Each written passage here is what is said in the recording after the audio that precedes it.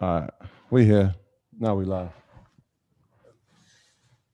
You got the gang with us. What's popping? Yeah. What's going on? Family, what's up? Tube, what's up? Ernest, what's going on? What's popping? What's popping? Let's get this going. Bring the brother John Henry on, and let's make magic. Edith, what's going on? You there early. What's going on? Roderick, what's going on? Chris, we see you. What's going on, man?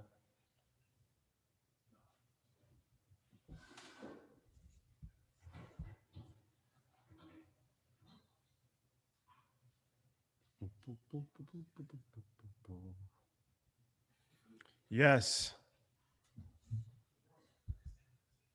Let's get this popping. Yeah, I heard it's freezing in New York. Prayers for New York. It's cold in New York, God. Can't zone her. We are thoroughly enjoying our time in Los Angeles. Shout out to everybody out here that has showed us love. We've been networking, meeting a lot of great people, working on a lot of great content. Um, so yes, it will be plenty of content that comes out of this trip for sure. Some classic interviews, classic sessions, some behind the scenes stuff. It's gonna be dope. Boss, what's going on, man? I see you. Kim, how you doing? EYL University, we are having a networking event next Tuesday at 7 o'clock out here in Los Angeles. If you're in the Southern California area, make sure you pull up on us. All the information is on the Facebook group. We posted it in the Facebook group, and I guess we'll be emailing and sending information out as well in the next couple of days. But put that on your calendar if you are in EYL University and you are in the Southern California area and you want to attend. Make sure you check that out for sure. Is John here? There he is. Let's get it going. The man, the myth, the legend. And shout out to everybody that's been checking out the wealth principles, man. Everybody has been giving great feedback on so far. Everybody has thoroughly enjoyed what we have going on. John, what's going on? Them boys in LA, huh? Somebody's got to do it. Slight work. Slight work. The same Crivo from last time? Nah, new. Damn, you guys up in the field, huh? Real good. It's a good look on EYL. But you guys need to make some summer swag then. That's a fact. Yeah, that's in the works. That's in the works. That's in the works. It's a little chilly out here. It's still a little chilly out here. But it can't be tank tops, man. That's cost of entry. I need some fly summer shit. Nah, we got it. We got it, man. You know whose line I like? Whose summer line I like? Honestly, not. I'm a big Nas fan just in general, but history. That history line? The history? Real smooth. It's not as popular, but it's real smooth.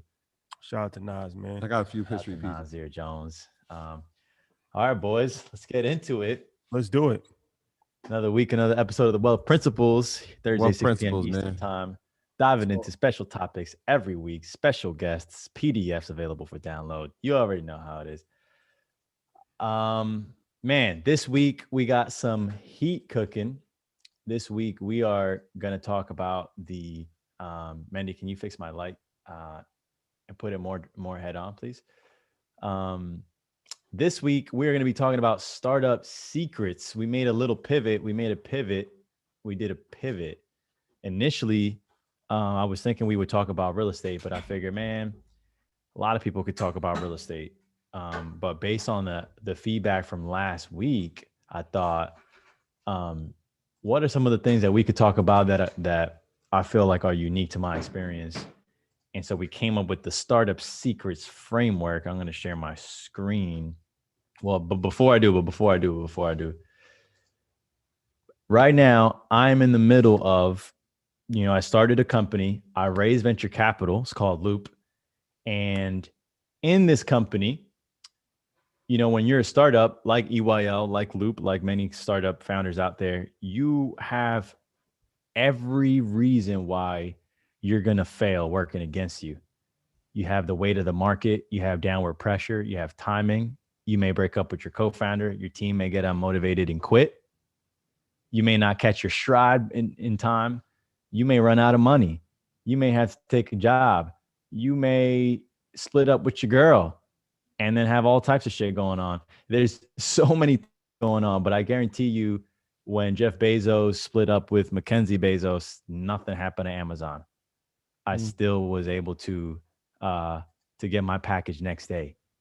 And that's because that business hit maturity. But before you hit maturity, you have to navigate through the seemingly endlessly sharkish waters that is navigating a startup. So I am very excited to share with the audience here. By the way, I announced today that I am making angel investments. I'm making angel investments, nothing major, but I'm throwing 10K checks out to different founders out there who are working on some special shit. So if you hear this and you think you got what it takes, or whatever the case may be, hit me up. I might be an angel investor in your company. Might be. I made 2 investments over the last few days, boys. Back up in So the game. yeah, let's not breeze over that real quick for anybody on YouTube or anybody on university. So you're getting back in the angel investing world, and you have allocated $10,000 for different businesses that you will personally be invested in. Yes, sir. $10,000 a pop. I hope to make maybe 5-7 angel investments this year. And yeah, I guess the difference between what I was doing before was I was a venture capitalist. So I was investing other people's money professionally. Now I made a little bit of my own cash, and I'm going to be putting my own cash in these companies. Now, look, 10K is not going to make it rain for any startup. However, you are also going to get the little bit of chops that I do have, some of my knowledge, some of my marketing chops. And I am going to put that to work. So that 10K is probably more like 100K investment, and could potentially help some of you founders out there. So get at me. How did they get in contact with you if they got a business that potentially they want you to take a look at? Yes, sir. The best way is the Loop waitlist. So head over to loopinsure.co/EYL, loopinsure.co/EYL, and join the Loop waitlist. But secondly, you can hit me on honestly, you could hit me at I have to make an email called pitchjh.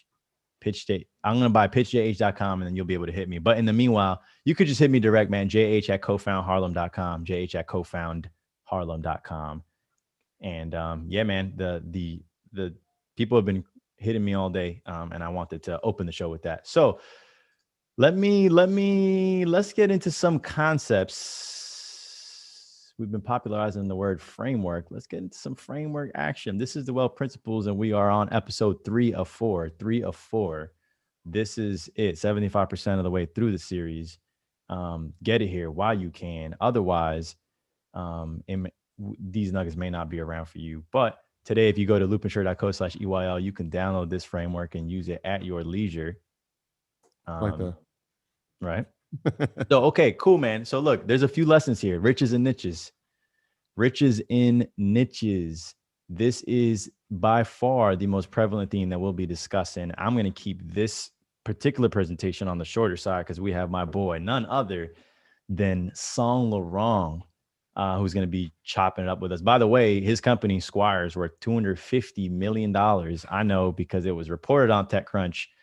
Raised $70, $80, $90 million, something crazy like that. It is now the de facto barbershop booking platform that's out there. Mm-hmm. And I know my shit. I'm not gonna hold you. I know my shit, but Songe knows his fucking shit. Like, bruh, you guys know me because I talk a lot. Songe don't talk. He just does. And I'm excited to learn from him.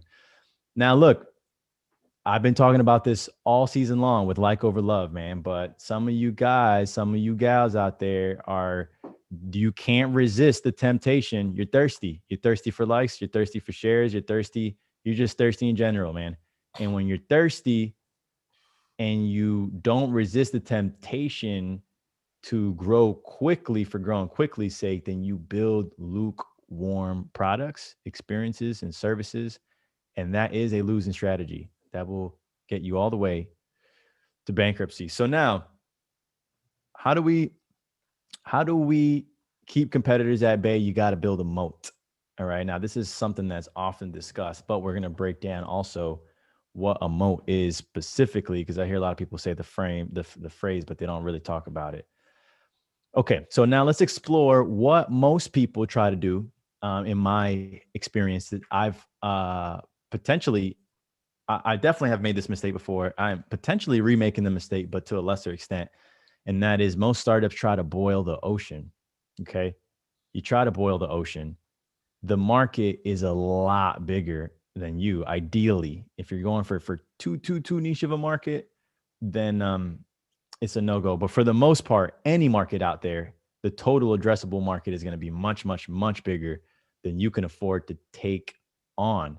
You don't have enough dollars, you don't have enough resources, you don't have enough time, enough people, enough talent, human talent, that is, to come at it. And so when you try to boil the ocean, you're going to dilute your proposition and your resources to no end. You are not going to heat up the ocean even 1 degree. So instead, what I like to do is head into the market and find a segment of the market that is more comparably sized to the size of your startup, right? So for example, to put it into context, EYL Media is a large business. And the vision is to take the world by storm. However, you first focused on a very urban audience, and you do that in your delivery, whether or not it was, of course it was intentional, but there are so many things that came about as a result of authenticity. For example, the guests that you would attract on the platform and so on. From Wall Street Trappier Man's the trap, like all the guests, all the brand, the swag, the collective ethos that is EYL, you went and found a segment of the market that leads to this right here. This is where you want to be when you're a startup. Okay. You had the minimum viable product, all right, which has been discussed often. But what is discussed less often is the minimum viable audience. And then the space and the overlap in the middle is much, much smaller, easier to cover territory. Okay. So for example, Loop is an insurance. If we try to tackle all of private passenger auto, that's a $256 billion a year market. Man, we only raise a few $1 million. Progressive spends that in a day. Probably more than that. So we would never win if we were going toe to toe. However, what we did do is find a very, very specific audience within the large field that is insurance. And what we're doing is resonating real deeply with them. And it seems like we're making grounds. We're making our way. And our dollar can stretch a lot further here in this particular arrangement.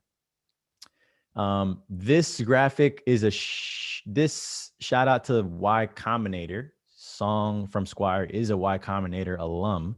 That is the world's most successful startup accelerator. They created Airbnb, Dropbox, not created, but funded. And one of them is Squire. But this I learned from them, and that is, this is fascinating here. On the left-hand side of this graph, this is the amount of that people like you. The light blue is like, the red is love. So here's the fascinating thing. You start out here in the middle with no one liking or loving you. Now, here's the thing. A lot of people that scale a lukewarm brand, service, product, podcast, where people only kind of sort of fuck with you, it's misleading, because when a lot of people like you, you think, oh, well, all I got to do is convert them to love me. But you're actually much, much further away. Like and love move in the opposite directions. So when you get a lot of people that like you, that lukewarmness, you now have a lot more mass that you have to heat up to convert it into a deep affinity. So when you're a startup, you're actually much, much better off focusing on a small amount of people, users, listeners that really fuck with your shit heavy. And then you can ensure that you grow in the right direction. And this here is what I believe is the perfect startup storm. Now, we talked a lot about a moat earlier. We mentioned a little bit about a moat being something that can keep your competitors at bay. But people say that, but then they never say what the fuck it is. well, what is it? And so then people have like they talk about IP a lot and patents, but patents are, I personally believe patents are to a large degree bullshit. People say, oh, you need some IP. I guess, but I was going to invest in a startup that needed IP. But guess what? You know what large companies do is they will surround your patent with a portfolio of patents. Patents are very expensive to make, and they'll fucking bury you in legal costs and outdo your competitive edge. So patents are hardly ever the answer. The answer more commonly is technology, but that's only one part of the equation. A novel segment and a unique business model, all three of these or two of these or just one sometimes is enough to be a disruptor. And so, for example, a great example is, in my opinion, is Zipcar. Zipcar, didn't really innovate on a whole lot, but the business model. So they, you were able to subscribe to a monthly, arrangement with them, and that was enough.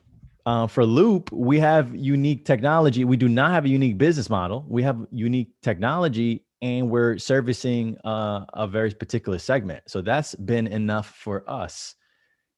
So for anyone watching, listening, will watch, will listen, consider these three elements here. These are the buckets within which you can innovate. So you do not need all three. You do not need all three, but having one or two work in your favor gives you a reason to have the market, have it work in your favor a little bit, because it's hard to break through. So a lot of depth there. And I walked through them quickly. These are available for download as usual at loopinsure.co/EYL. But look, that's the frameworks, man. That's the frameworks that, those are the things that I have thought about consistently over the last 10 years, easy as I've built my respective businesses. I see a number of you guys raising your hands. I'm happy to take questions. Although first, I definitely want to chop with my brother Songe LaRon. Someone asked loopinsure.co/EYL. Yes. Oh, no, not Lupin. We'll get to that. We're gonna link it up. We're gonna link it up.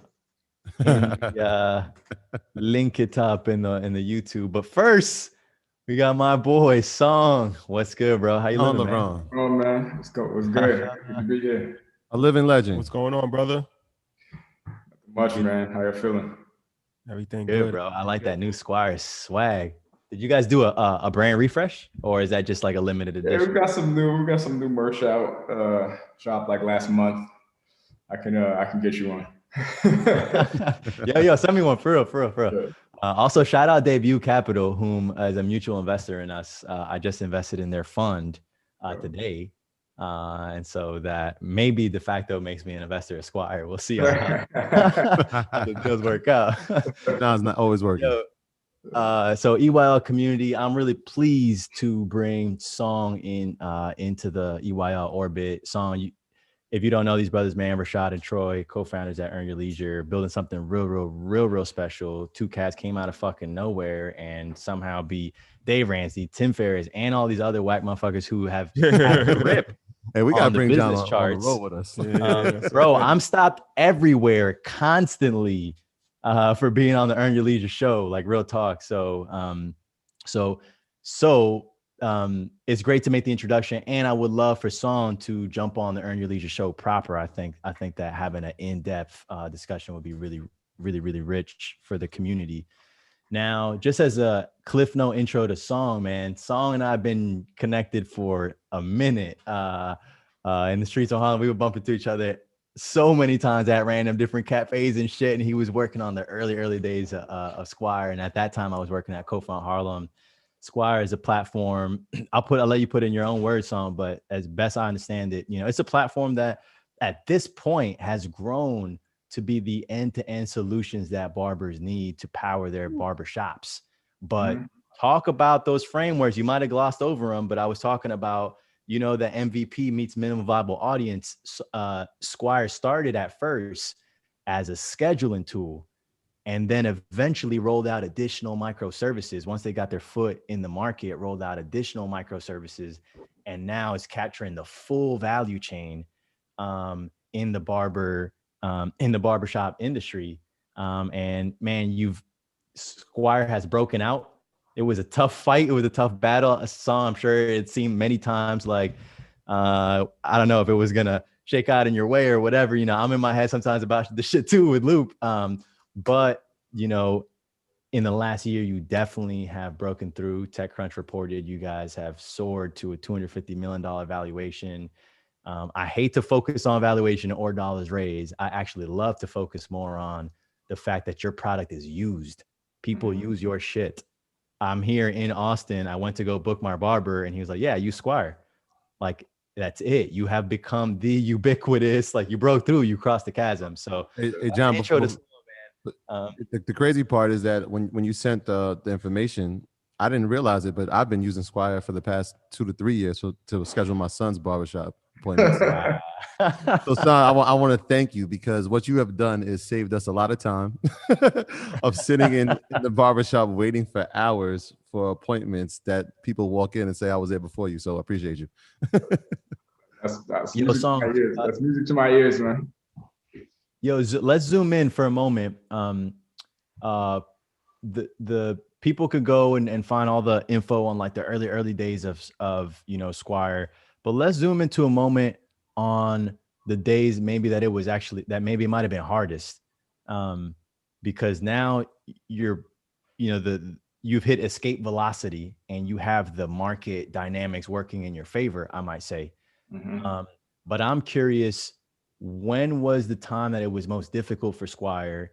And, just kind of double click into that, zoom into that, and walk us through like what were some of the challenges that could have been existential to the success of the business, and what were some of the things that you felt you did well that you maybe others didn't? Yeah. I mean, like you said, it's shit is hard. It's hard building companies, and even at this level that we're at now, it's still difficult, but it's just different problems. But earlier on, those problems, they were existential. Like if we didn't figure out how to raise money in a certain time period, there's that risk of running out of money. Or if we didn't figure out, how to find somebody that could actually build the product for us. So both my co-founder and I, neither one of us are programmers or technical.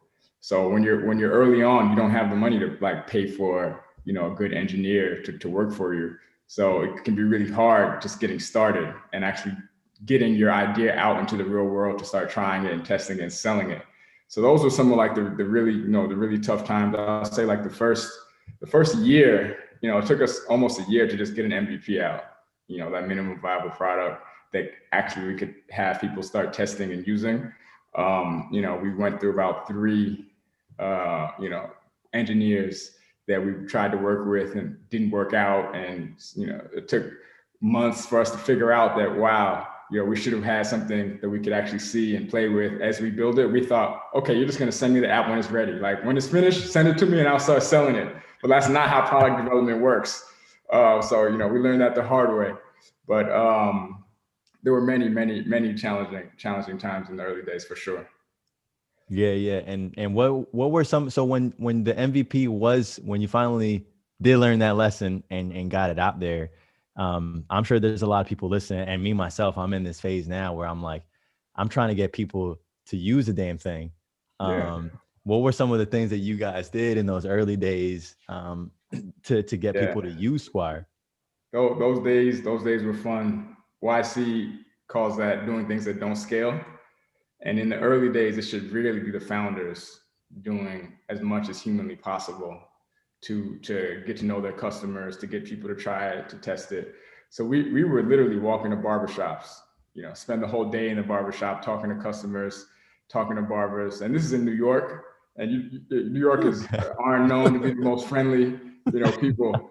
So sometimes we walk in, the barber would be like, "Yo, what the fuck? What do you want? Like, are you getting a haircut or not, son? Like, what's good?" So we would have to like we were like, I'll book a haircut or a beard trim or something, like just to get in his seat to talk to him for 15 minutes or half an hour. Like, I'll pay for your time.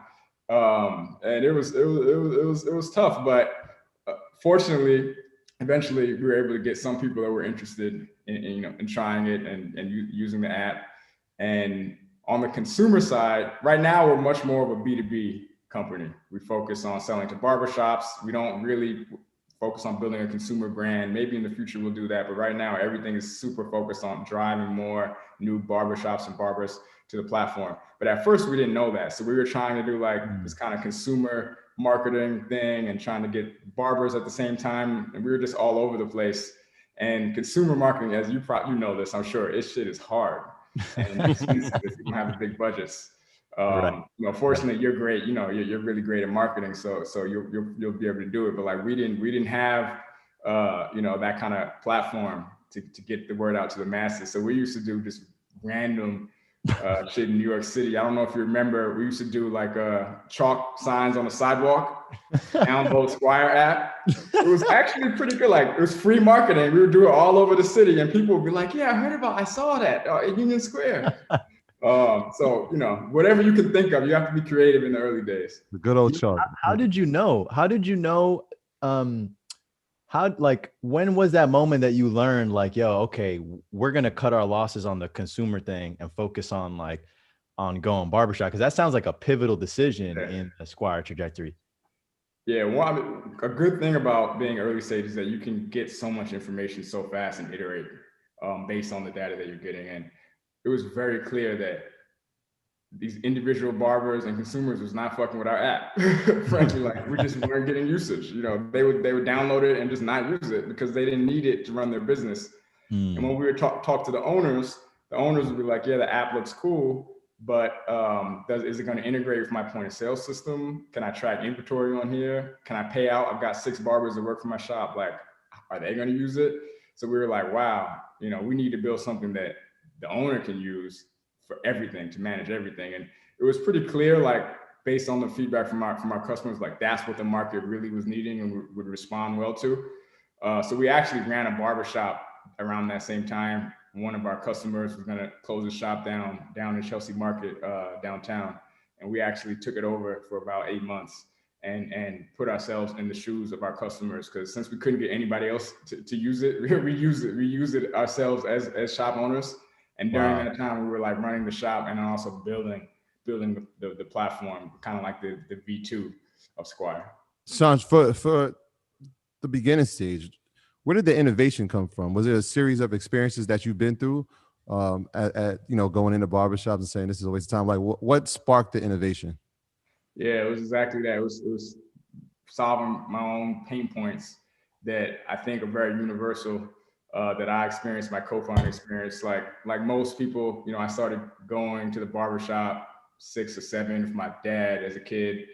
And here it was 2 decades later and it hadn't changed. It was the one area of life that innovation and technology was just totally overlooking. And it didn't make sense to me that you have to just walk in and wait for an unknown amount of time every couple of weeks to get a haircut. That these shops didn't take card. I had to pay cash or go to the ATM and pay that ATM fee. So there was just all these little, minor annoyances that just seemed like they should be able to be improved with technology. And that was the impetus of just like solving our own problem. At what point did you scale to the point where you started to take outside money for people that are starting businesses? And, at what point did you think you needed it? And when did you realize, okay, this is how we're going to go about doing that? Yeah.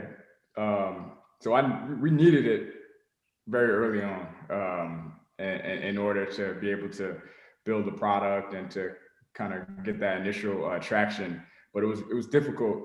At first, I quit my job to work on Squire, as did my co-founder.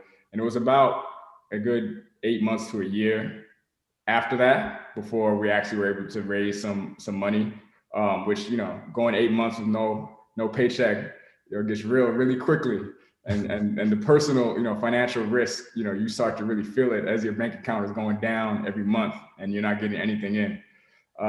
So many of us, meaning like Black people, people of color, we generally don't have the wealth position in our families to kind of go to the rich uncle for a friends and family round and get a few $100,000. So we weren't in that position. But fortunately, being in New York, being professionals, we knew some people from like finance, tech, mostly Black professionals who did believe in us and who kind of like gave us those early angel checks that enabled us to get to the next level so we could raise a bigger amount later on. What's that process like? Go ahead, Trey. Go ahead. Yeah, what's the process like of creating how much your company is going to need as far as series rounds of funding? Like, how do you do the evaluation in the early stages? Because you're just starting. Yeah, in the early stages, it's much more art than science. It's a balance of coming up with terms that are reasonable and kind of fair. Like everybody knows that there's not a lot of data to really come up with a precise valuation very early on. So the investors are really just placing a bet on the founders and the vision and that they'll be able to execute on it. So from when we got that initial check, which I think was like 2015-ish, till now, and valuations have skyrocketed. So like what was normal then for like a first money in, pre-seed round, now, is like probably 3 or 4x that. John would know better than me. But at the time, when you don't have a lot of options, you take whatever you can get. So it was kind of the terms that people would agree on, and you just kind of take it and move on and just get back to business. Yo, what's fascinating to me is the problem that you chose. It's a common problem, which means it's an enormous problem. But you must have faced undoubtedly, and probably to a lesser extent now, but maybe you even faced this qualm at the A round, which is like, yo, it's a big market, like it's a Me Too business, like everyone could do it, blah, blah, blah. And I think that similar thing could be said of like the industry that I'm in, insurance, in beauty, in cosmetics, in e-com. So you happen to pick a business or the business picked you, whichever way, but you were in a space where it was large. There was no clear winner. So I guess you had that to your advantage. But what were some of the ways that you were able to verbalize to those initial believers that you needed to get on board to survive, about like why you felt like you could do this? Yeah, earlier on, the market size question was something that we had to grapple with. And I think more than anything, it was a factor of one, just blind spots for VCs. Like a lot of these guys are like, 60-year-old, 50-year-old, super wealthy dudes. Like they probably go to some high-end salon or something. Like they weren't very familiar with the barbershop culture and community and how important it is. So just convincing them that, look, this is actually like a big opportunity. Getting past the bias that some people would have, not everybody, but a lot of people would assume, oh, this is Black barbershop business. Since my co-founder and I are both Black, so we would have to like be really proactive, saying it without saying it, that look, this is a general audience, like this is for all types of barbershops, which is annoying, but it's just it's just reality that you face. And another thing is just because it is an underserved market, there's not a lot of publicly available data out there on the number of barbershops in the US. So if you like Google search it, you'll see like some Department of Labor number that'll say something stupid like there's 8,000 barbershops in the US. So like lazy investors would just like Google and see that and then be like, well, here they say 8,000 barbershops. So how do you think this TAM is? I'm like, there's 150 million men. I know that voice, yeah. 150 million men in this country, at least. You think that 8,000 barbershops, like really? Like it's just not, it's nonsensical. So we would have to really like do our homework to say, look, we scrape all the Yelp's data and, we can show that there's at least 200,000 conservatively. And then if there's 200,000 shops and we can make this much per shop, like here's how you show, 100 million plus revenue, business. And you have to really break it down and kind of spoon feed them sometimes to get past their biases. Let me ask you this, because I've heard some the other day somebody, I forgot who said it, but there was like a lot of startups, in the A round, that's when they're most vulnerable because they need the money the most and they don't have any real leverage. So, the angel investors and the VCs will come and they'll get, bad terms. So they'll get like 70% of the company for a couple $100,000. And then by the time they get to the later rounds, they've diluted their shares so much. And it really hurts them because they took so much money. They took a little bit of money at the beginning, but now the company is worth 1,000,000 times more, but they're screwed. So what's your perspective on that? Yeah, I think regardless of the round it is, the founder is at a disadvantage if they don't have competition amongst the investors. So whether it's the A round or the C round, if you need money to fund the company and you're not profitable, which most startups aren't, and you don't have competing interests amongst investors, then that investor has a leverage. They can say, look, here's the terms, take it or leave it, and this is what I'm going to do. But if you have at least more than one interested investor, automatically your valuation is going to go up significantly because now they're in competition with each other and they both want to win the deal. I mean, it's basic market dynamics, like supply and demand. Like the more the demand there is for your shares, the higher the value is going to be. But the way I look at dilution though is that it's really it's if you're going the VC funded route, trying to create a growth scale company, like you're gonna get diluted. But the bigger way to look at it is like, what is the total pie that you're having a slice of? Like, if you only own 10% or 8% of a $5 billion company, like you're still very rich and wealthy. Versus you can own 100% or 90% of a small business and not have as much wealth relative to a bigger company. So that's how I look at it. But the main thing that you want to do is get multiple investors interested. That's the best way to not get diluted. Songe, can you take me through the range of emotions that you've had over the past year? I mean, especially here in New York, barbershops were closed, and so that hurts the business. But knowing that you have a product that can thrive in that type of environment because you have contactless payments, right? You have scheduled appointments, which allows the flow of people in and out to be minimized so that it can meet restrictions. What were your range of emotions over the past 12 months, man? Yeah, 2020 was wild. It was a wild year, like nothing I've ever seen or predicted. Also wait, one thing real quick is when we hosted, so we did a dinner for Cadillac called The Driven Ones 2019 at the close of the year. And Song was invited, and there was a moment we was having conversation. And Song, I don't know if you look back on that, but I do sometimes, and I think, that was at the close of the decade. And I remember at one point we was all like, 2020, cheers, and everyone was just toasting. It was, the market was just kept going up. It was so frothy. There was just so much money around. And even at that point, Song, you had just announced your $8 million Series A round. Yeah. And so, of course, the market had all different types of things in store for you all. But I wanted to slip that in there for the listeners for context. Like, 2019 was a hell of a fucking year, and we thought that 2020 that would continue. Yeah. But I think to Troy's point, your business had all different kinds of interesting dynamics play out in 2020. So yeah, would love to hear it. Yeah, and at that dinner, I don't know if I told you before, but like I was already raising the B. It wasn't public, but we were raising the B at that time, and we had competitive term sheets, and the whole thing was in danger of collapsing. Like I was so stressed. Just happen. You know how deals always go. They're always in danger, and like it looked like it wasn't going to happen, and it was like very significant. So I was like, man, I said I was going to go to this dinner, so I got to go. But internally, oh shit, I was so stressed that night. But it ended up working out, and we were fortunate because we closed on the B, the second close, like in March 2020, right before shit. So when all the barbershops shut down, we had 40, 50 million, whatever the amount. We had a lot of money on the balance sheet, so that relieved the stress because we weren't going to be in danger of like going out of business, but also allowed us to focus on how can we help our customers.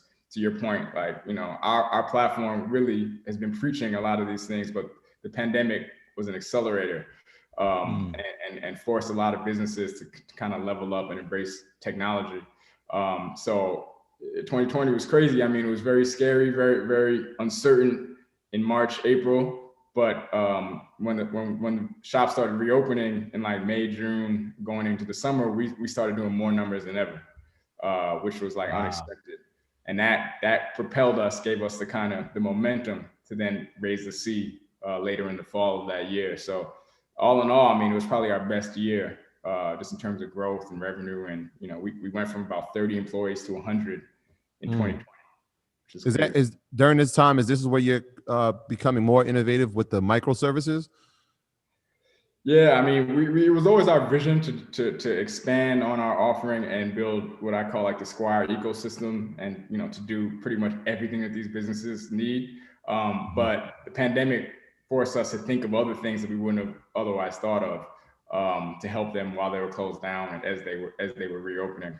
But yeah, we did launch a few of like you know, these types of businesses during that time. One of them, for example, is Squire Supply, which enabled the barber shop owners to like buy everything they need to run their business, like the alcohol, the neck strips. We included like PPE, so they could buy like the masks and you know, disinfectant and all that stuff on our system and get it direct ship right to their shop.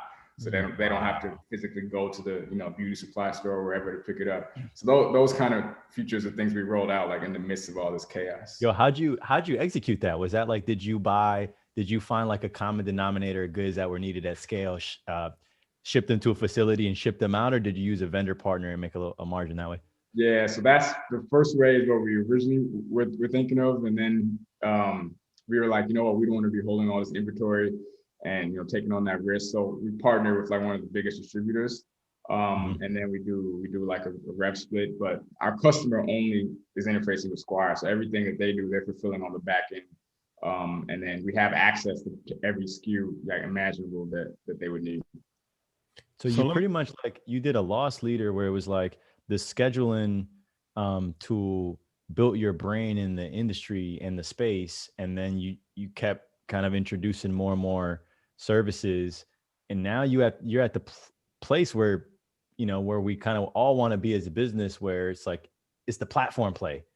Now people go to Squire for anything, and you can kind of introduce additional services as needed and just continue growing the business. That's hot, bro. Like, that's why we get into this shit for. Like, damn, hats off, man. Hey, look, we've got a long way to go. That's the vision. That's what we're trying to execute on. But we have so much room to grow, man, and so many more barbershops to get on Squire. But yeah, that's the vision though. Yeah. So let me ask you this, because I know we don't want to harp on the numbers, but it's not every day that we get to speak to somebody that's company is valued at $250 million. And I think that that's an inspiring story for anybody that's listening. But more so than being inspiring, we're here to provide information. So how do they determine that level of like, okay, this is what your company is valued at? I know John has spoke about that, so maybe he wants to add too, as far as like valuations for companies. But we hear these numbers all the time, like this company's valued at, this company's valued at this. What does that mean, and how do they actually determine that? Yeah, John, as an investor, could probably speak more from like investor's perspective. But at this stage, what they're doing is they're looking at the company's dynamics, the unit economics, and they're looking at the revenue and like the growth, like how fast you're growing, and they're applying a multiple on that. Because what they're trying to do is project how big this company can get and what it could potentially like IPO for and what kind of, you know, returns they can get. So if you can show paint a clear story, like this is where we are now, this is how we're going to get to, you know, $1 billion plus, you know, valuation, and it makes sense because the numbers are defending it. Then investors are okay giving you multiples that are like, you know, software type multiples, meaning that it's bigger than you would get if you were just like a regular brick and mortar business. The way they value like companies is very much like projecting future earnings and future growth. So that's kind of, I know that's a kind of vague answer, but that's really what it's based on. It's still not 100% science. It's an art and a science. But from my perspective, they look at like how much revenue you're doing, how fast you're growing, and they compare you to other companies in your industry. Or in your space, and they look at what they've done, and then they base the valuation on that. I mean, that's John. What do you think? I mean, you said it eloquently, man. I think that's exactly right, and I think that from one of the things that has surprised me is really how much of it comes down to storytelling. Mhm. So, and I've noticed you've used that word a number of times, something that we think a lot about in the venture industry, but people, I believe, mistakenly over-index on the metrics. But you can never have enough sales growth or any hard metric for any VC. And I bet you can take, let's say we could live in a world, we can clone a situation. Let's take the same exact business with the same exact metrics, the same everything, and then put two founders with the same business to go and sell it. And you will have different valuation results based on who told the story the most confidently, but also who told the grander story. Mhm. And in VC, there's a paradox that I've noticed that has adversely affected our communities as a whole. And that is that, you know, going smaller is safer because it's more familiar, but going bigger works better in venture because it's harder. And there's something about a bigger vision that is grand. It just puts that, it gives you that face. It makes you go, you know, and it makes other people say, yo, damn, this shit could work potentially. And if you think big enough and if the vision's just crazy enough, then it just might work. So this is really a game where it's a home run theory, you know, and you go into it for, you know, to slam it out of the park, man. So that's kind of, so I agree with you, man. And I guess I want to selfishly ask, you know, of course, a lot of the audience will be in the earlier stages, but man, there's a lot of talk on early stage shit. Like, I'm curious, like, you know, before we get to audience questions, like what's the type of shit that you're thinking through now? Like, you know, there's probably mad decisions that you, like today, Thursday, April 22nd, 2021, there's mad shit that you're thinking through, working through. Put me in your shoes for today and all the type of stuff you think through. Yeah, man. I mean, what I love about this game is that you're constantly having to like level up, and the company that you're running when you're 1 to 10 employees is like fundamentally a different company than 10 to 20, you know, 50 to 100, 100 to 150, like where we are now. So like, if you're going to be successful, you have to be learning. You have to be have a very like what I call like a flexible mind. Like, you can't be rigid in your thinking, because the shit that you learned that worked, you know, a year ago, it stops working, you know. So you have to be thinking of like, how can I almost like reinvent myself to continue running this company successfully. So it's a challenge, but it's also keeps it interesting. Yeah, I've been working on Squire longer than I've done anything else now, 6 years professionally, but it never at least it hasn't gotten stale because it's so dynamic. But to answer your question, now at this level, it's very much about like recruiting executives, you know, keeping them motivated, inspiring them, setting out the vision of the company. There's issues that you have to think of that just weren't on my radar, like how important like people is and HR. Like that's not something that you think about early on. Right. I didn't, but you see how important it is and how important the culture is. So those are the kind of things that you know are on my mind now. It's different when you haven't met personally the majority of the employees that work for your company. Not only because there's so many now, but also because they were hired in the pandemic. Right. And we've all been working remotely. So it's like thinking about ways to kind of solve for that and to keep the culture and to keep a sense of community amongst everybody working at Squire. It's there's a lot of challenges, but it's exciting. Yo, so how do you run teams, right? Because like at this point at Loop, the teams are small enough that, you know, I could pretty much have my hands on in a lot of the product teams, but like at this point, there's no way you're interfacing with all the you know, employees. So like, do you kind of have like a suite of like captains around you that, and then you trust that they're but do you ever start thinking like, yo, fuck, someone's someone's not doing their shit somewhere down the line? Or like, you know, it would give me nerves to like not be as involved pretty much. You have to be willing to kind of give up that level of control at some point.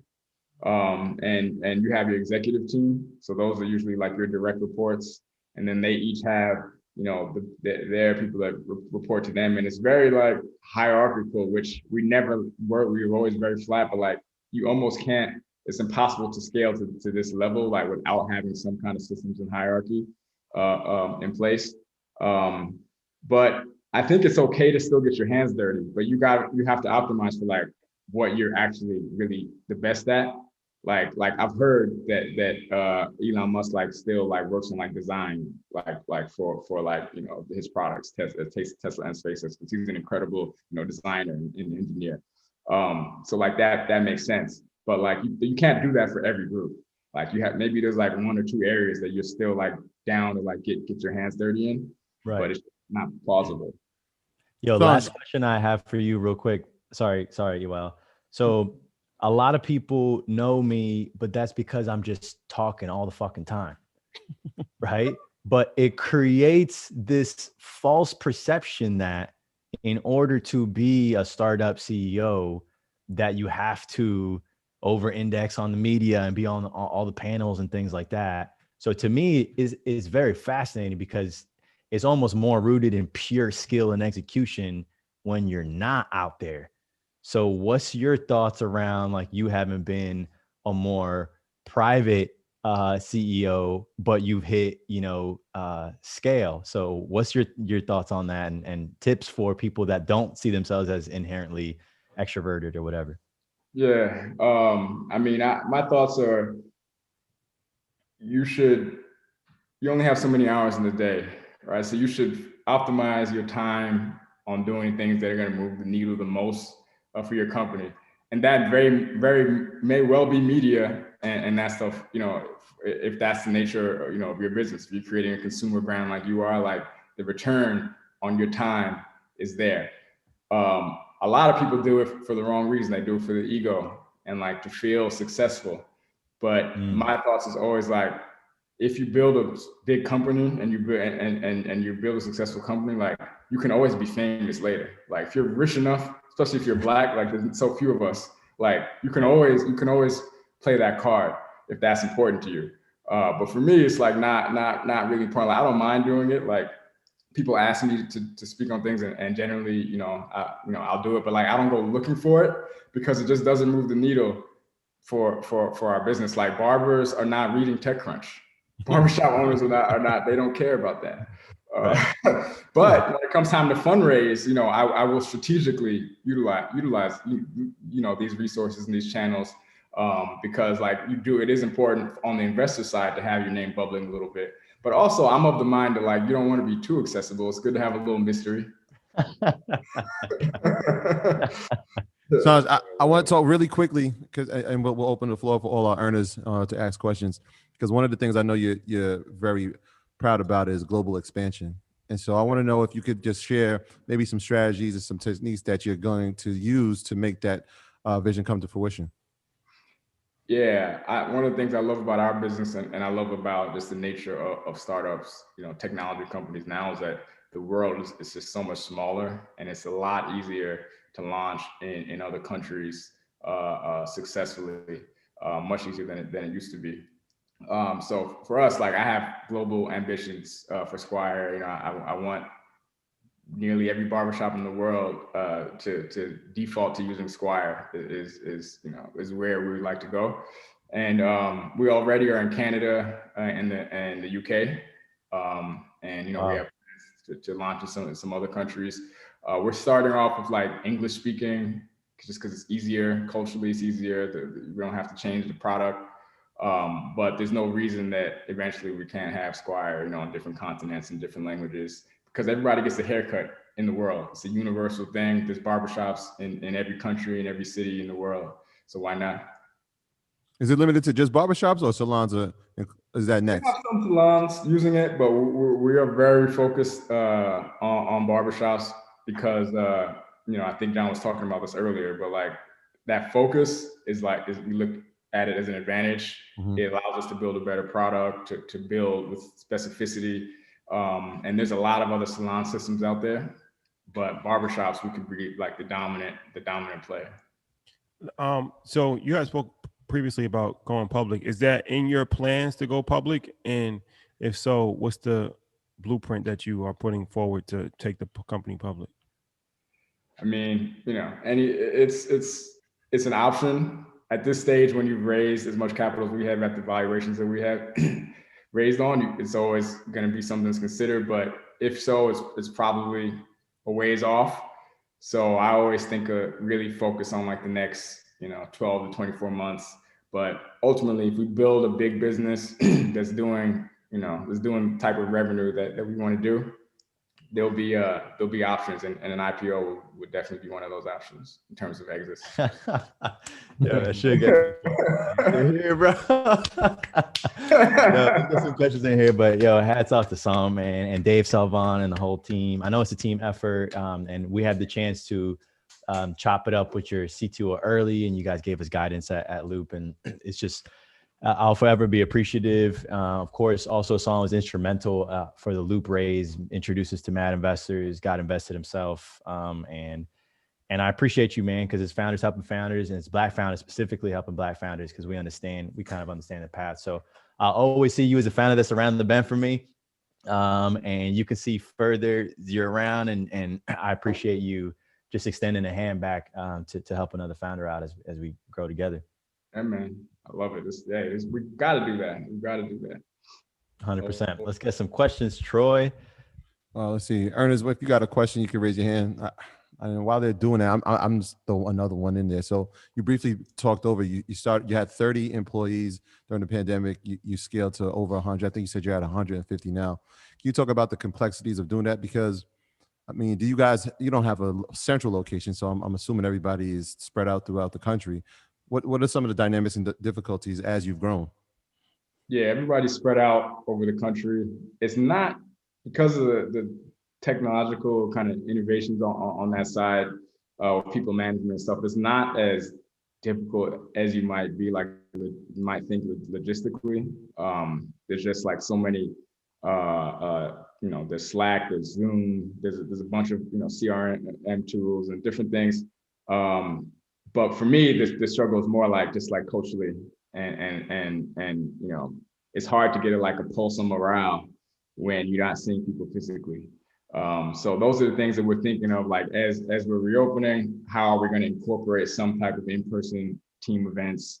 Are we going to open like hubs in different cities or kind of reopen some of the offices we had before?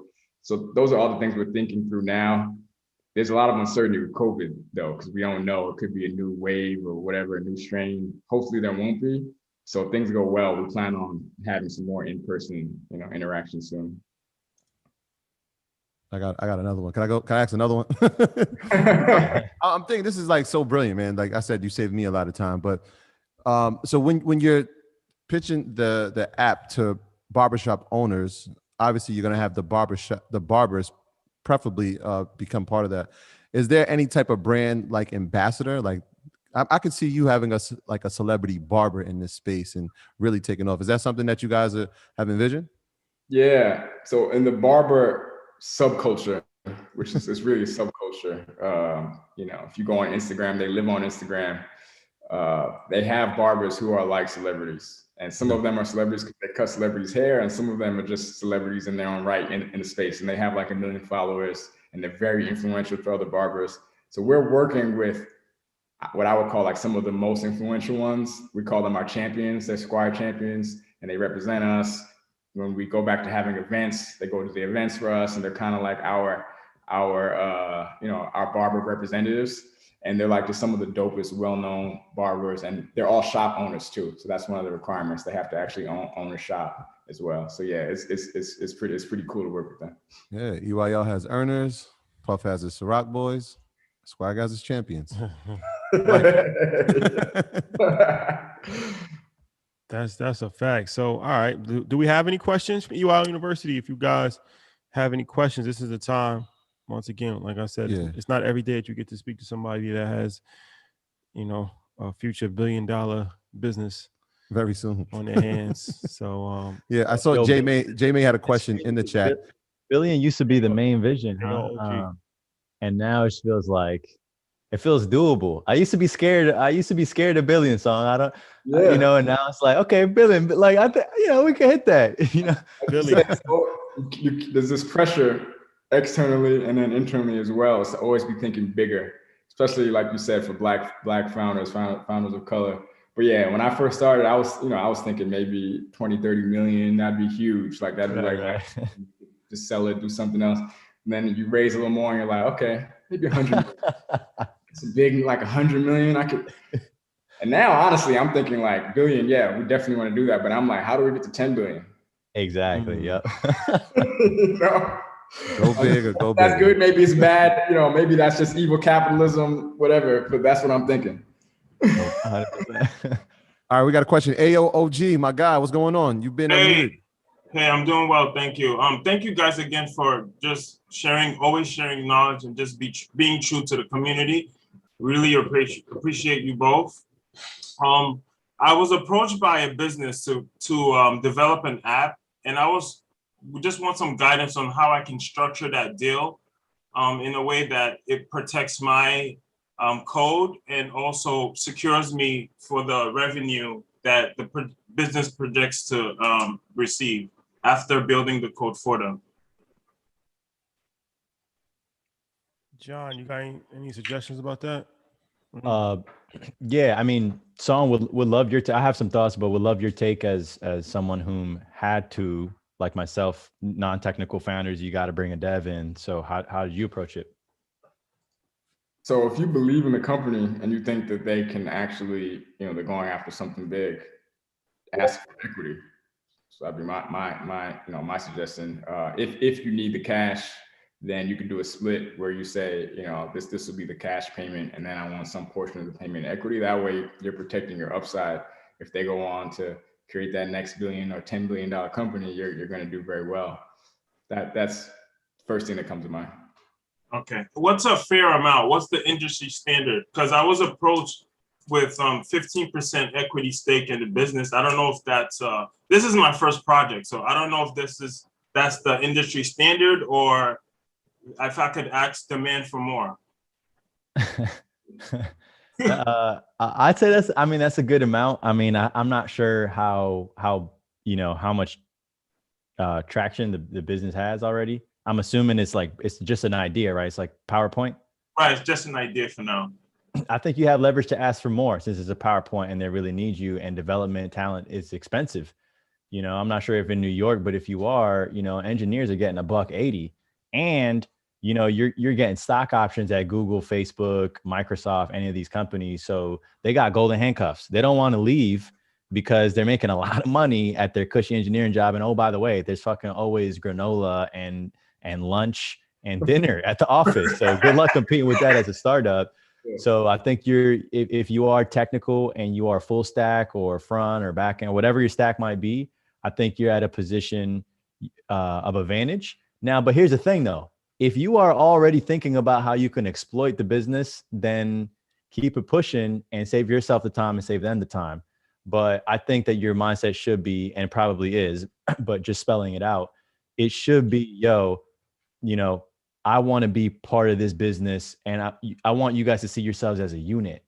And the best thing with a deal is there's no such thing as a good deal if you feel good at their expense or vice versa, because then that friction is always going to come up. So the best thing is to cut a fair deal, which means that you're going to get a little bit less than you want, and they're going to give away a little bit more than they want. But if you can find that middle ground, then you cut the deal and then you forget the deal and you can focus on the work. Perfect. Thank you very much for that. Appreciate you, AOG. My guy, be well, bro. Thank you for the question. For those of you guys asking in the chat, if you guys head over to loopinsure.co/EYL, loopinsure.co/EYL, that entire PDF framework, along with all the other ones from the past weeks, is available for download. So head over to loopinsure.co/EYL to get your PDF hot off the press. Let's get maybe two more. I want to respect Song's time. That was a good read. I see a couple of hands raised. Yeah, earners, the link is in the chat, and too, it's in the chat as well. So you can find it there if you're looking. I'm watching the wait list, folks. I'm watching the list. I'm watching the downloads. So go ahead and download the top man. Chris, what's going on? Unmute yourself. You've been unmuted. Can y'all hear me? Yeah. What's going on, bro? Right on, man. Blessings to y'all kings. I just had a question for Sanjay. You spoke briefly about having to expand your team from 30 to 120. this was kind of a piggybacking off of Troy's question. What were some of the hiccups or failure successes, tips or tricks that you had about or had with your human resources? Yeah, it's song, by the way, just the song, just like the word. Yeah, man, the first thing that I would say is I learned how important it is to have a HR leader on the team. Like, we didn't have that until recently. And I think I underestimated like the importance of that. I just think HR, whatever, compliance, but it's actually very important. So making that hire was a key. Utilizing good recruiting firms, because actually recruiting people is a job in and of itself. It takes a lot of time and energy. And at first, the founders, we were doing it, but it can become a time drain if you're out there trying to do it yourself all the time. So eventually, we started bringing on recruiting firms, and their job was to go find the candidates for us, vet them, and then send them to us to be interviewed. So I think those two things really allowed us to expedite the number of people we're bringing on and hire and scale up, pretty fast during 2020. And what were you paying those headhunters, Song? Like 20% of the salary, 25%? They're like 20-25%. Yeah, too much. Expensive. Expensive. Yeah, it's expensive, but you have to do it. Yes, sir. Appreciate you, Chris. All right, last one. Let's get it in here. Jimmy, we coming to you. Unmute yourself. You've been unmuted. What's going on? What's good, team? Good to see. Oh, Jimmy, they got you in the Matrix. You're choppy. Yeah. Type your Jimmy. We can't hear you again. I'm tapping in based on the idea. My company. My bad. Give me 2 seconds. All right. Yeah, they got you on the Optimus Prime. I'm here. Can you hear me? Yeah, we hear you. Here we go. Okay, great. Thank you. Okay, so I talked to you about this on Market Mondays. I got my brand nobody. Jimmy, type it in the chat. Yeah, your Wi-Fi is crazy right now. They fortunately we can't actually hear. But I'm trying to do. We have to think towards tech. We have to think towards NFTs being in the market right now.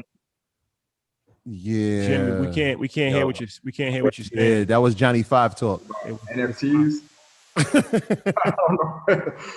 Yeah, Jimmy, just type it in chat so we can ask a question. It's Wi-Fi, man. That's the bad time to have bad Wi-Fi. Yeah, somebody actually put it in chat. Sanj, I'm gonna ask you the one that is in the chat. It says, in the case of your business, could you say in maybe just a sentence what your moat is in terms of segment, technology, business model? What separates you from everybody else? Yeah, so I think it's kind of all. It's the demographic we're going after, being very specific. We're the only ones that are really like so focused on barbershops in particular, and that gives us an advantage. It's our product mix, like the ecosystem that I mentioned. The more things that they're using of Squire, the harder it is for them to just leave and use something else. And you can't use Squire and another company. Like, we're really all encompassing. So as a result, their business operations really just depend on being on the platform when they're on it, and it's very integrated. For example, we handle their payroll for the shop, so when they're paying out the barbers, like, that goes through Squire. The barbers get their money, direct deposited into their accounts. So we just end up having a lot of tentacles that's providing a lot of value, we think, making their lives easier, making their operations smoother, but at the same time, it's a product moat, and it provides some defensibility because not many other companies can do everything that we do. Good old product moat. Yeah.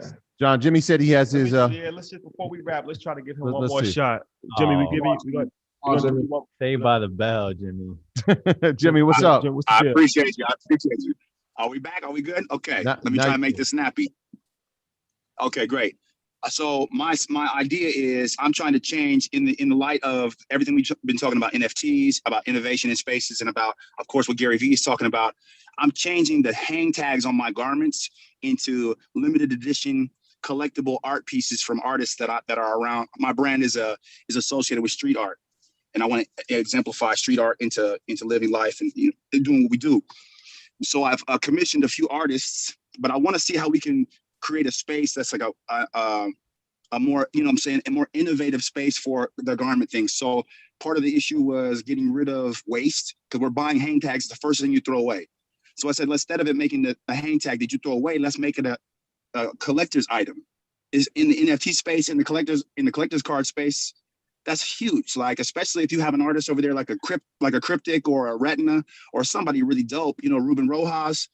These cats have ways to move the market in that regard. I just wanted to see if we could talk about innovation in a space that hasn't really been, like we talked about the barbershop being left alone for decades. You know what I'm saying? Garments have been doing things the same way, and it's very, very difficult to get a physical thing into a digital space. I just want to talk about that some more. Okay, so content request. Yeah, we can cover that. We always cover different topics, and there's different industries that need light over other industries as well. So I'm assuming that you would like us to have more of an in-depth conversation on the garment industry and fusing. It's interesting as far as fusing fashion with new age technology, NFTs and all that stuff. We've been talking a lot about NFTs lately. So we'll put it on the agenda. We'll put it on the to-do list to talk about fashion and technology and how they are coming together and how they can possibly come together. Yeah, I think we had spoke about it in the early crypto days when we were investing. There was a few coins that were trying to do that to help counterfeit production of merchandise, and so they had technology inside of the clothing that way you couldn't replicate it. Yeah, that's what I was thinking. The NFTs is going to be big for. That's actually really big for the sneaker world, because their sneaker counterfeit industry is $1 billion industry, and it's hard to really tell if you're getting a real sneaker or not. So if they can somehow put the NFT in with the sneakers, now that you have the real Jordans because you have receipt on the blockchain, and for a fact. So that, in my brain, that would work well with sneakers, luxury bags, luxury goods, anything that has counterfeit attached to it, the NFT thing, or just any kind of blockchain technology where you can certify that. So it's interesting. We could definitely have a more in-depth conversation about that. Yo, StockX actually became $1 billion business doing precisely that. They did manual authentication.